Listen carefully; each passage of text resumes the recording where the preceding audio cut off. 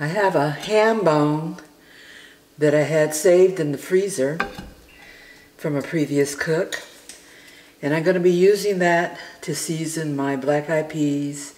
In addition, I'm also going to use it to season my collard greens, which means I'm just going to put water in it for now, bring it to a boil to get the flavorings out of that bone and out of that ham.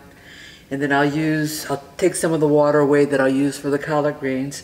I'll leave the ham bone in there as I cook my black-eyed peas. So we're going to let this cook for a while until we get it rendered. This ham bone is rendering quite well, imparting some great flavors to this water, this broth now. And I'll let it go a little while longer, see if I can get it more concentrated. And I'll pull off some to use in my collard greens and leave the rest for my black-eyed peas.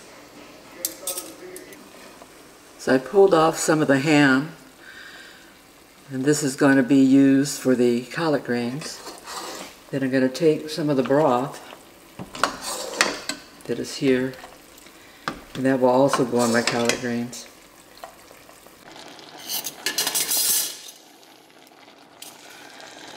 I've got my collard greens cooking. Remember, I took the ham bone and made a broth with it that I used also on my black-eyed peas. And I took off some of the ham from that bone and a couple of pieces of the bone that fell apart with that broth, and I added it to some frozen collard greens that I had, which had been previously been blanched. In addition, in this pot I have onions, celery, salt, pepper, and vinegar, and garlic. And I'll cook this until these collard greens are tender.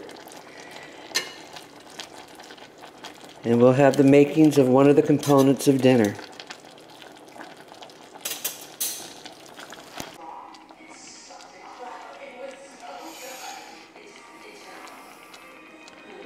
Collard greens are done.